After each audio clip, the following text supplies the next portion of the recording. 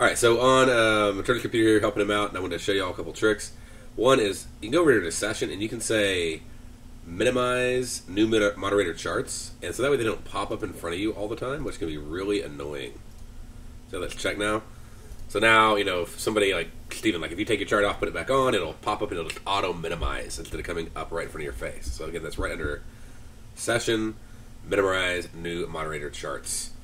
Probably something everybody wants to do. Okay, so see, he just posted it up, it goes up, and then it'll pop on back down. Okay? May have to close and reopen .com for it to take full effect.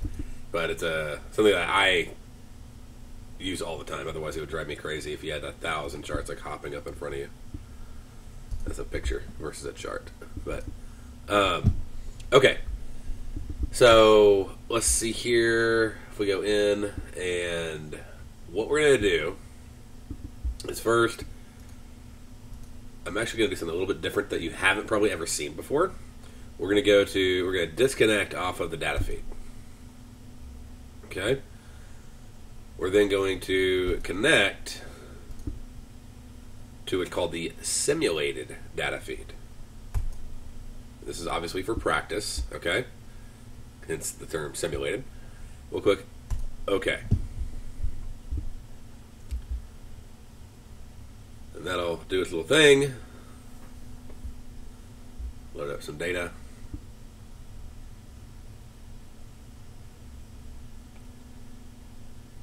Give it just a moment. Okay. So now that that's all updated, okay, now the price is going to still appear to move because it's a simulated data feed.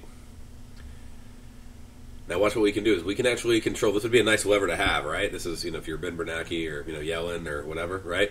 You have this little lever called the trend. So you can play Fed for a minute, and you can say, let's go ahead and do some quantitative easing. You can raise the trend up, and it'll tick around, and watch. Now the market's going to go up. Okay? So just give it a minute. It'll do its thing. It'll pick up speed.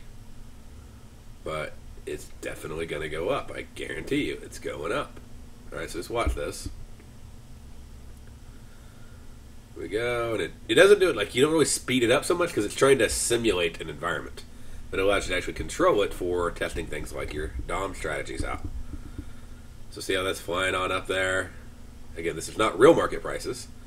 It's just simulating market orders. Going on through. And once it gets enough trend, then it'll make a new bar. Oh, starts off. And it'll just keep going and going. And we can, likewise, we can flip it around. We can make it go the other way. Okay, so right now the market's going up. I think we're going to go ahead and, you know, scale back some QE and turn the lever down. Again, the point of this is I'm showing you just how to use this, because you can go in and you can make the market do what you want to for forcing, you know, practicing like ATM strategies. See how the market's going down now. Obviously, this has nothing to do with you being able to trade live markets well or testing out the strategy or the system well. This is about learning execution. Okay? So, now that we got down how to control the lever there, let's go over here and we're going to go in. We're going to choose 1:17:11 right here. So that's what we got. And he's already set this up, so just done a great job on that. And so 1:17:11 is what we have in this ATM strategy. And so you'd say custom. What he did is he clicked custom. He put this in. Now these are the settings that we can use on, say, TF if you're using 14 tick bars. So there is a post in the forum about the momentum scalp about how to do it and what to do. It's called Apex Momentum Scalp System Rules and ATM Strategy Setup. So you'll definitely check out that forum post if you have not already. And again, it's under the Apex system, under Apex questions. Exactly. Steven says the slider in live is only available to the Fed chairman. Yeah, he has this little, he has NinjaTrader, and he just, you know, or she, I guess now, right, just moves it up and down. But anyway, so we got 1:17:11. We also have to have a stop strategy selected. Okay, so you got custom if you're making it for the first time, or he's already made it. Whenever you click the one that you've pre-made, it'll pop it up. So on TF, we're using 4 and -10. Okay, now if we had like a big wick bar or something like that, we may have to adjust some stuff as it goes. But what this does, it allows you to have everything set up. Then you click OK on that, so we got that. Also, make sure your properties are correct. So right-click on the DOM to go to the properties. Again, all this is covered over on that forum post. The one thing is, if you're using TF, you got to use stop limits. Okay. You can't use stop markets. So if you're doing anything else, you can use stop markets, especially for your stop loss orders. So you can put like false there, middle mouse button false. One thing you can do though is you can do a stop limit offset. So you can actually put it a few ticks away from the market, like say 3 ticks away. So that way, like if it goes up and you don't miss it by a tick. Okay. Same thing on the stop losses there. That could be a good thing. I usually have show market depth set to true. I usually have show high-low markers. I don't say show cumulative depth because then what happens is all this depth right here gets combined together. Let's see, watch this. And it can get really confusing. You can think there's like 260, 280 orders up there, and I don't care how good you think you are, you're going to make that mistake. So I just leave that to false. And let's see, P&L, you can display that in points or dollars or whatever you like. I usually like points because it's less emotional than seeing dollars, personally. You can make the price rows bigger, so if you want to see more, you can increase this number up. And then a quick 30 right here. And so once you do that, then middle mouse button again, stop market is usually what I'm using, unless I'm trading on the Russell, okay? Just because that's an ICE rule. So it's just how ICE works. Caption bar, you can make that your account, your strategy, or whatever, okay? So whatever you're comfortable with. Joe definitely set that to whatever you like. Some people like account, so they'll combine the two. That's probably the best thing to do, so that way you don't accidentally do this in live when you're doing it in demo. You should be able to tell the difference, because if you're in live, the colors of the DOM change. Okay? But just to make sure, it's always good to probably have that account and at the money strategy in there. I do like to auto center the price. So if the price gets all the way down here, it'll pop back up to the center.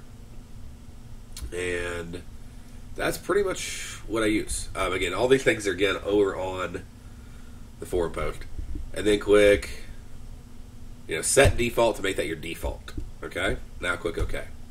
Now everything is set up. Now you need to test this out in demo. And again, talking to Joe's like, well, I tried it last night, but the market wasn't moving enough to go test it out. That's the benefit of this trend slider. Okay? You don't have to wait on the market to move to finally trigger your order so you can eventually get some practice in. And you can make it where it makes some winning trades, some losing trades, and see how it works. You're going to need to get used to, basically, it's going to be left mouse click below the market, right left mouse click. Okay, and we got to cancel it out because I have an ATM on. Or it's going to be right here. It's going to be like left mouse click above on a sell. Okay, you're going to be entering with the middle when you do this. Okay, because you're going to be buying with the momentum of the market above the market.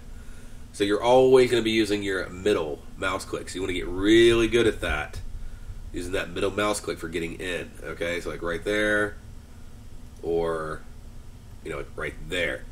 If you accidentally choose left mouse click above the market, you're going to be putting in a limit to say buy. Remember, what is a limit? A limit order is fill me at this price or better.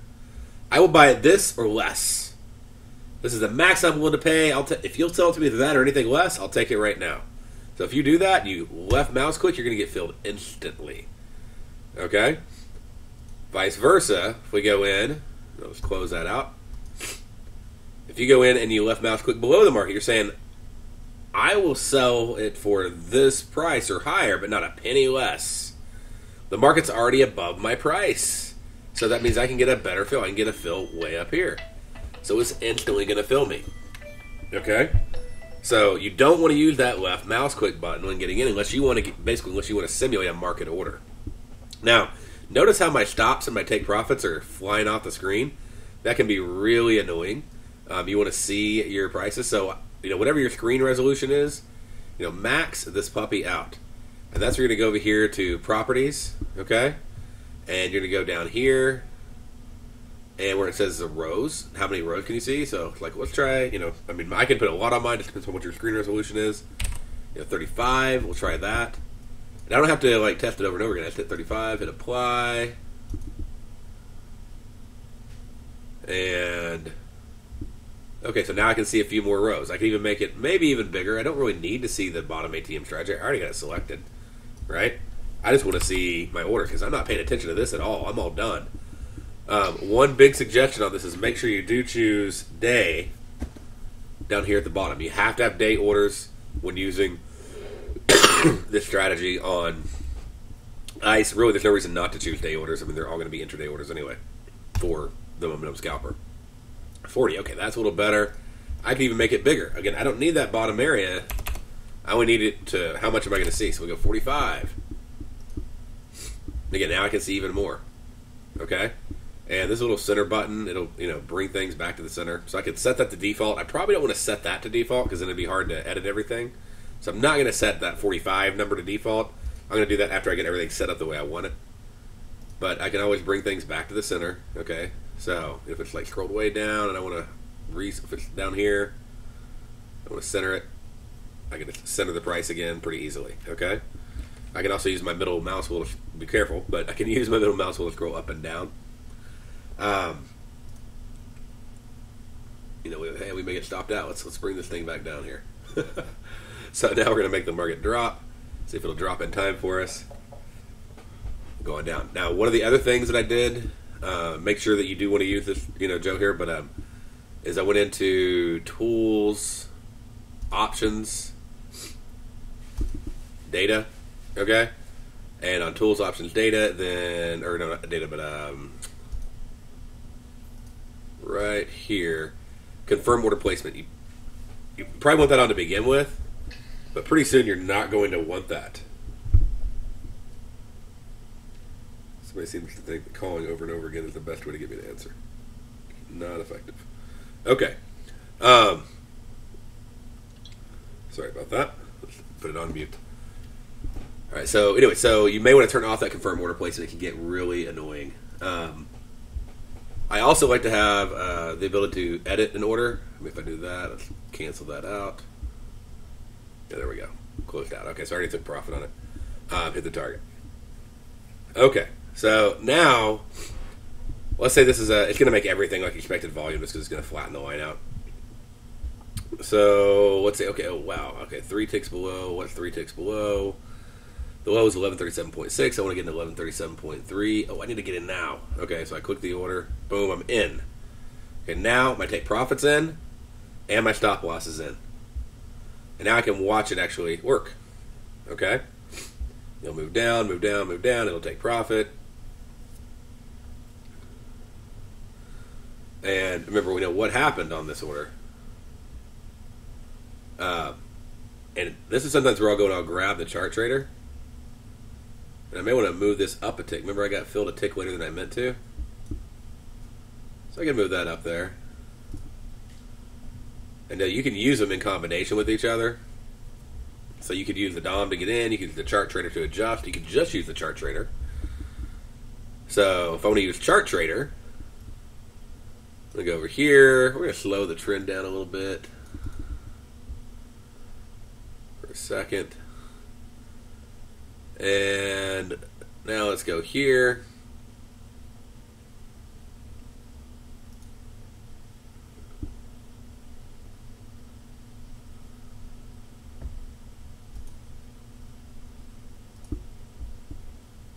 I've got to expand that for you. Okay. So what I'll use is the high-low marker, so 134.7. So basically what that means is I want to go ahead and put in a sell stop or sell, stop limit, actually, sell stop limit, right? So I'll click that. How many do I want to do?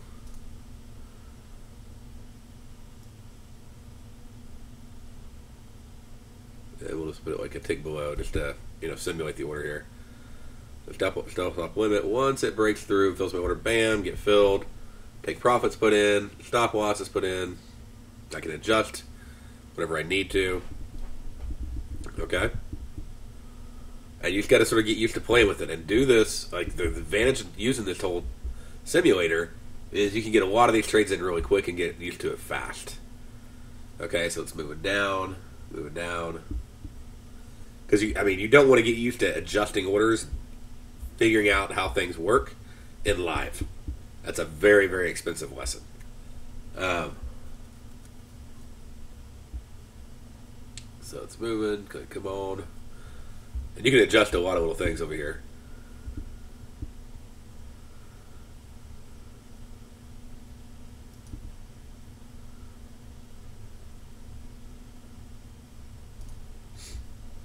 And there it goes. Takes profit. Okay, so now let's make the market reverse.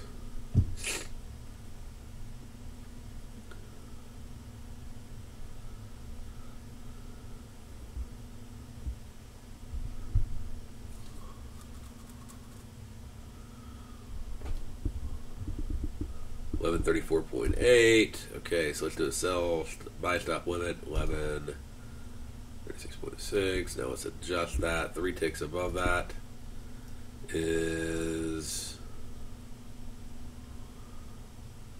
let's see, what, 1135.1.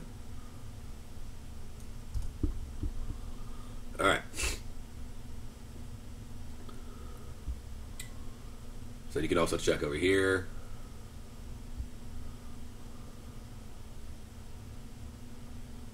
Going in.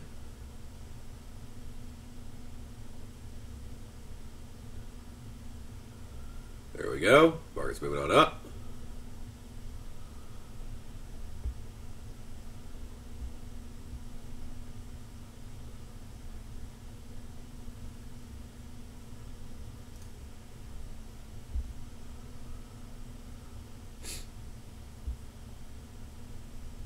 There we go. Took profit. Okay. So now I'm going to get ready for the next one.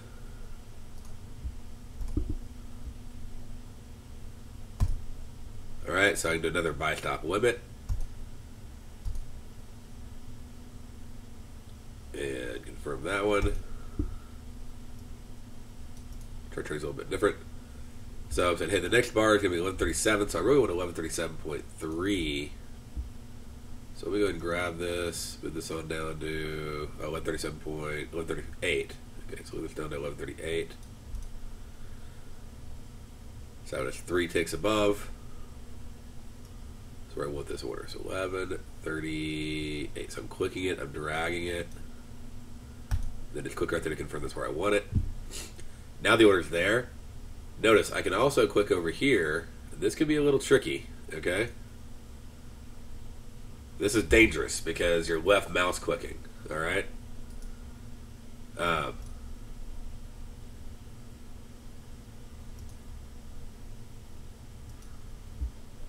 This is also the advantage of the dynamic versus the static dome. I guess moving, and you're like, I can't drag the thing. So you can move it like that. But if you miss and you fire off a left mouse click, boom, there goes your limit order. Okay? So see, boom, it'll fire off. You're like, I didn't mean to fire that off. So be really careful on trying to adjust it on the DOM. That can really mess you up because you may not have wanted to adjust it. Okay?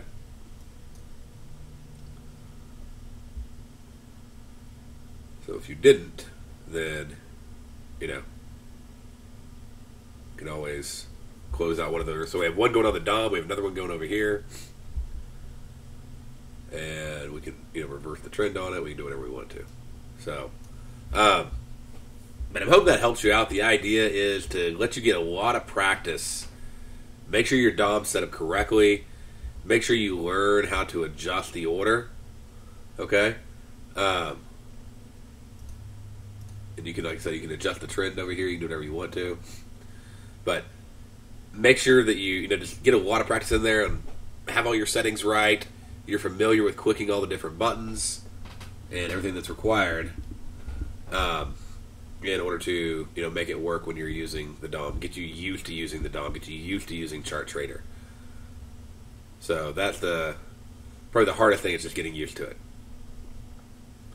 And if you'll take some time and practice that, the cool thing is it won't take a lot of time, and you'll make a lot of mistakes quickly and free.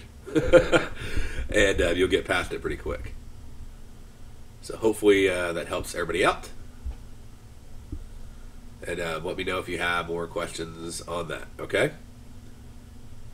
But again, that middle mouse and left mouse, that's what you're going to have to get the most used to. So I want you to practice a lot with that. And when you're done, then it's real simple. When you're like, okay, ready back for normal stuff, just go over here and go to your connections, disconnect from the simulated data feed, and then reconnect to real data. And then now you can still trade on demo on real data. So that's your next step. So your first step is the simulator. Your second step is demo. Then live. Simulators to make it fast. Okay? So you can really get used to it. And then demo is to make it real in live market conditions. Getting used to it. And then live. So just make sure you take it in that order, so that way you can have the most success there. And once you do that, by the way, go in and reload, everything. So I would even recommend that you go in, and I do recommend you do this daily, especially on this, is go in and in the database, delete, okay, your cache folder. Every day, I go in and I delete this folder. So that way everything is painting nice and clean for me. And probably even just close down Ninja. Right there. Alright, so we have nothing in the cache. Now we're going to open Ninja back up.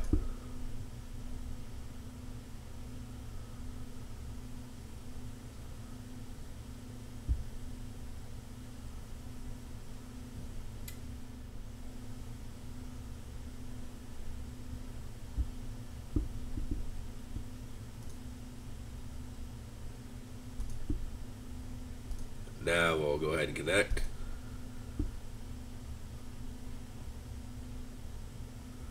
Get some live data. So fresh, live, real, and accurate data. Deleting that cache folder, again, that's going to be in your documents, NinjaTrader, DB, and then cache. Okay? So every day I wipe that thing out.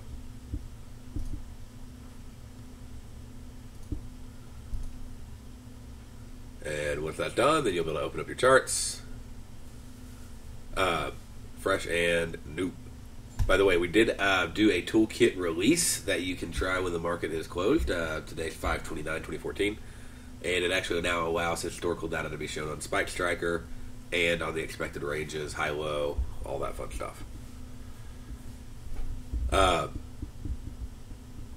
But anyway, so yeah, that sort of will mess things up if you're on that. Now, if I switch over, and don't worry, Joe, I won't place any live trades here. But if I turn it off of global simulation mode and switch over, then I won't see those demo trades there, so they won't be in your way.